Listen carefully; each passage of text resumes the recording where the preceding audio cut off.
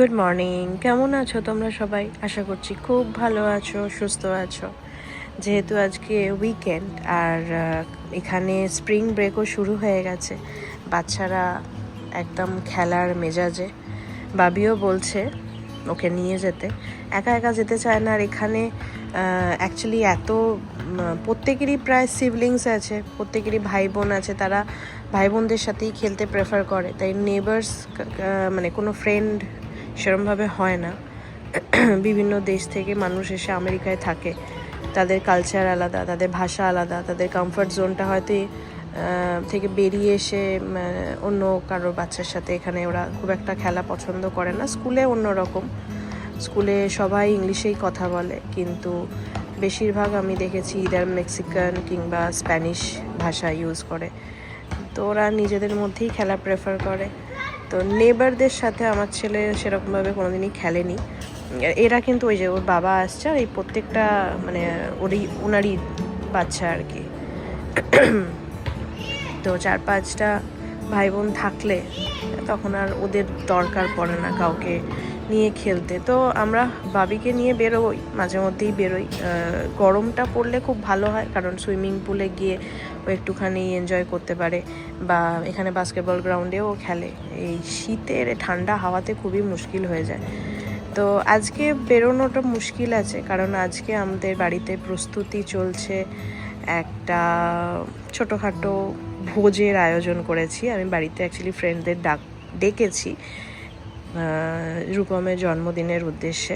যেহেতু ওর বার্থডেটা বৃহস্পতিবার পড়েছিল, তাই জন্য সেরকমভাবে তো কিছু সেলিব্রেট করতে পারিনি। তো শনিবার দিন আমাদের আজকে শনিবার অ্যাকচুয়ালি, আজকেও আমাদের একটা জায়গায় ইনভিটেশন আছে, তো সেখানে যাব। সেজন্য আজকে কোথাও আজকে কোনোভাবেই সেটা করা গেল না। তাই কালকে আমি ফ্রেন্ডসদের ডেকেছি, তাই বারান্দা টারান্দা সবই ক্লিন আপ হয়ে গেছে। শীতকালে এই বারান্দায় এত পাতা উড়ে এসে ভর্তি হয়, আর এত ঠান্ডা থাকে যে এইখানটা পরিষ্কার করার মতনও পরিস্থিতি থাকে না, এত ঠান্ডা হাওয়া দেয়। তো এই গরমের হাওয়া পড়তে বারান্দাটা ক্লিন করলাম। আর রান্নাবান্না মোটামুটি শুরু করেছি, রান্নাবান্নার থেকেও ম্যারিনেশনের কাজটাই বেশি সময় ধরে করতে লাগে। তো ম্যারিনেট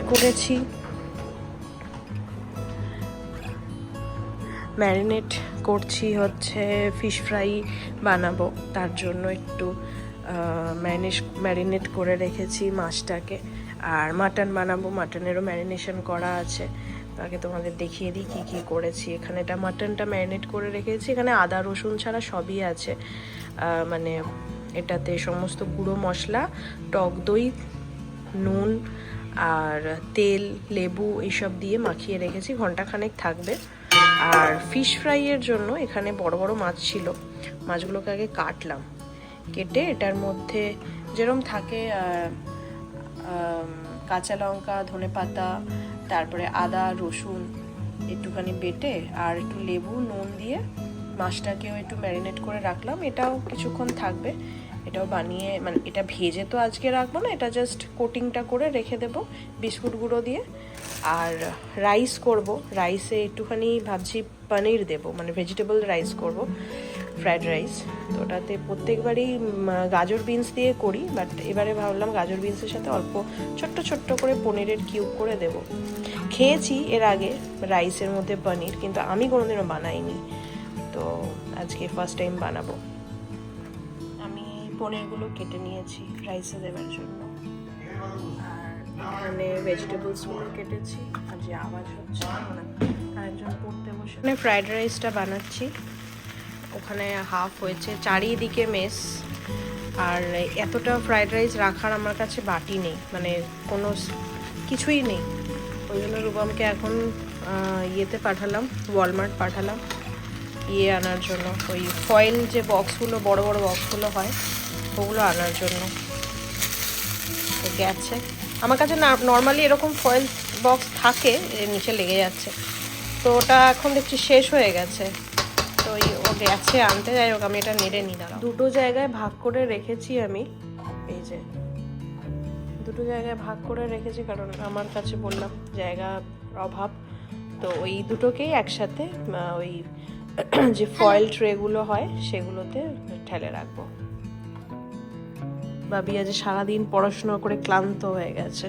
কি লাগিয়েছিস মুখে?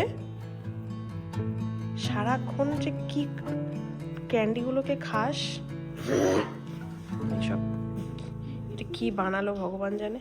আর এইটা হচ্ছে ওই যে আজকে যেখানে আমরা যাব একটা গিফট নিয়ে এসেছি, এটা রেখে দিয়েছে, তারপর মানে ওপর থেকেই দেখিয়ে দিই। ঘর সাজানোর জিনিস বেসিক্যালি। এই একটা লেপার টাইপের, যেভাবে আমি গলা ধরে তুলেছি না, দাঁড়াও, এই যে দেখতে পাচ্ছ ফোকাস হয়েছে, করিস না।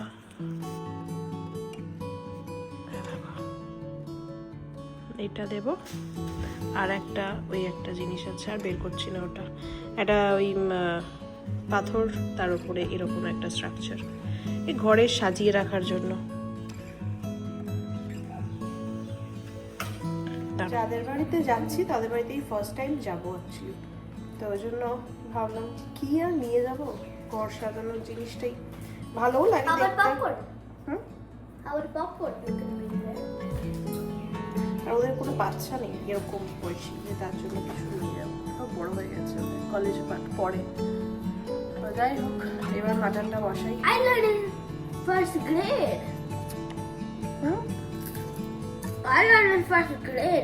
সারাদিন এইসব খায়, আর আসল খাবারটা খাওয়ার সময় খাবো না, আমার খিদে নেই, এখনই বললাম না হাংরি।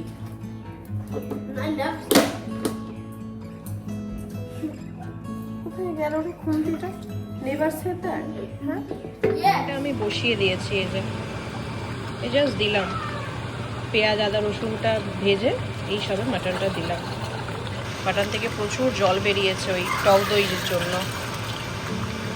আপাতত কষি, আর এখানে আলু ভেজে রেখে দিয়েছি, আলু ভাজা আছে, ওগুলো দিয়ে দেব। প্রচুর জল বেরিয়েছে, এই যে এতটা জল।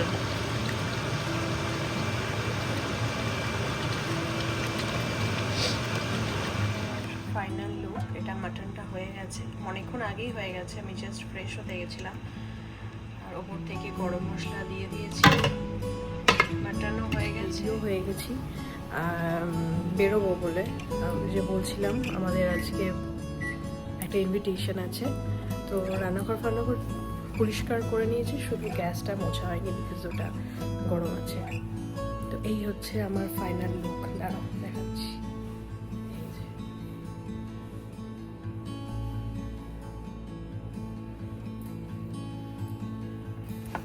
আমি রেডি হয়ে গেছি, কিন্তু ছেলে আর ছেলের বাবা এখনো ঘুমোচ্ছে, ওরা একটু রেস্ট নিক। এখন 6টা বাজে, তো ওদের রেস্ট হলে তারপরে বেরোবো, হয়তো মানে সঞ্চিতারাও যাবে, তো বেরোতে দেখা যাক 6:30 7টা হয়তো বাজবে। আর আমি ভিডিওটাও এখানেই শেষ করে দিচ্ছি, কারণ ওখানে গিয়ে আমি হয়তো আর ভিডিও করবো না, বিকজ ওদের বাড়ি ফার্স্ট টাইম যাচ্ছি, ওখানে গিয়ে এরকম ভিডিও করা খুব একটা ভালো লাগে না মুখের সামনে ফোন ধরে। আর এই হচ্ছে পরের দিন মানে রবিবার সন্ধেবেলার ভিডিও। সেদিন আমি সকাল থেকে কোনো ভিডিওই করতে পারিনি, ইনফ্যাক্ট এই সমস্ত ক্লিপিংস আমার সঞ্চিতার থেকে নেওয়া, কারণ আমার সেদিন এতটাই ব্যস্ততার মধ্যে ছিলাম যে আমি কোনো কিছু শুরুই করতে পারিনি। তো যাই হোক, তোমাদের অল্প অল্প করে আমি দেখিয়ে দিই সেদিনের সন্ধেবেলার আমার আয়োজনটা। তো এখানে মোটামুটি আমি প্রত্যেকটা আমাদের যে কোনো অকেশনেই আমি এইটা বানিয়ে থাকি, লেটাস চিকেন। তো এটা খেতেও খুব ভালো লাগে, সবাই খুব ভালোবাসে খেতে। তার সাথে আজকের স্পেশাল যেটা হয়েছে ভুট্টা পোড়ানো। বেসিক্যালি এটা আমাদের ইচ্ছা ছিল বারান্দায় করার জন্য, যার জন্য এই স্টোভটাও আমরা কিনেছি, যেটা আমরা আমাদের পিকনিকে ইউজ করেছিলাম। তো এই স্টোভটা বাইরে বসিয়ে আমাদের করার ইচ্ছা ছিল, কারণ এই একটা কারণে, এই যে এখানে বারবার ফায়ার অ্যালার্মটা বাজছিল, আর আমরা সবাই মিলে টাওয়েল দিয়ে ধোঁয়াটাকে সরানোর চেষ্টা করছিলাম। তো এটা একটা মজার জিনিসই হচ্ছিল, আর এই জিনিসটাই যাতে না হয় সেজন্যই আমি বারবার ভাবছিলাম যে বারান্দায় যদি গিয়ে এই জিনিসটা করা যেত, কিন্তু আমাদের পুরো প্ল্যানে জল ঢেলে দিয়েছে বাইরের বিভৎস হাওয়াতে। এত ঠান্ডা হাওয়া দিচ্ছিল, মানে চিন্তা করার মতন নয়। বারান্দায় দাঁড়ানো পর্যন্ত যাচ্ছিল না, বসে আড্ডা মারা বা ভুট্টা পড়ানো তো অনেক দূরের কথা। আর যেহেতু স্প্রিং ব্রেক চলছে তাই জন্য অনেকেই ছিল না, মানে সায়ন্তীদেরও আসার কথা ছিল, বাট ওরা ঘুরতে চলে গেছিলো। অনেক দিন আগেই ওদের প্ল্যান হয়েছিল, তো ওরা বেরিয়ে গিয়েছিল, তাই জন্য ওরা আসতে পারেনি। তো সায়েরি আর সঞ্চিতা এসেছিল। আর এখানে বাচ্চারাও নিজেদের মতন খাওয়া দাওয়া করছে, খেলাধুলা করছে, আর সব থেকে ছোট্ট বাচ্চা ওর নিজের খাবার নিয়েই ও খেলা করছে। তো এইভাবেই আজকের সন্ধ্যেটা আমাদের আড্ডা মেরে খাওয়া দাওয়া করে বেশ ভালোই কাটছিল। তারপর আমি করেছিলাম ফিশ ফ্রাইয়ের মাছগুলো ছিল তেলাপিয়া মাছের ফিলে। তো ওইগুলোই আমি জাস্ট ব্যাটার তো মাখিয়ে রেখেছিলাম আগের দিন, তো ওগুলো এখন জাস্ট ভেজে ভেজে ওদের দিচ্ছি আর গরম গরম সার্ভ করছি। পর সময় আসে কেক কাটিংয়ের। কেকটা কাটা হয় ডিনারের আগেই, কারণ স্ন্যাক্স খেয়ে সবারই মোটামুটি পেটটা ভরে যায়, তার জন্য আগেই কেকটা কাটা হয়। এই কেকটাও আজকেই আমরা এনেছি সকালবেলা, ক্রগার থেকেই নেওয়া হয়েছে। তো এটা বাবি চয়েস করে নিয়েছে, ও বললো আর চকলেট কেক খাবে না, কারণ প্রথম দিন পাপার বার্থডেতে চকলেট কেক খাওয়া হয়েছে, তাই আজকে হবে ভ্যানিলা কেক। তো ওর পছন্দের ভ্যানিলা কেকই আনা হয়েছিল। তবে এই বছর জন্মদিনে রূপম শুরু করেছিল, দূর এত বয়স হয়ে যাচ্ছে আর এখন কেক কাটবো না, মানে ও এতবার বলেছে, তার জন্য আমরা আরও জোরে জোরে হ্যাপি বার্থডে গান করছিলাম ওকে আরও এম্বারেস করার জন্য। মানে বেসিক্যালি আমি ওকে বারবার বলেছি জন্মদিন বছরে একবারই আসে, সেটা 100 বছর জন্মদিনেও আমি এইভাবেই সেলিব্রেট করতে চাই, কারণ বছরে একবারই জন্মদিন আসে, এটা আমার জন্মদিন, আমার পার্সোনাল ডে, তো আমি সেলিব্রেট করব না? সে বয়স হচ্ছে তো হচ্ছে, বয়সটাকে তো আর থামিয়ে রাখতে পারবো না, কিন্তু এনজয়মেন্টটা তো আমি করতে পারবো। তাই ওকে আমি এই বছরই বলে দিয়েছি যে এই বছর যে বলে দিয়েছো যে বার্থডে কেক কাটবে না, ব্যাস এটাই শেষবার।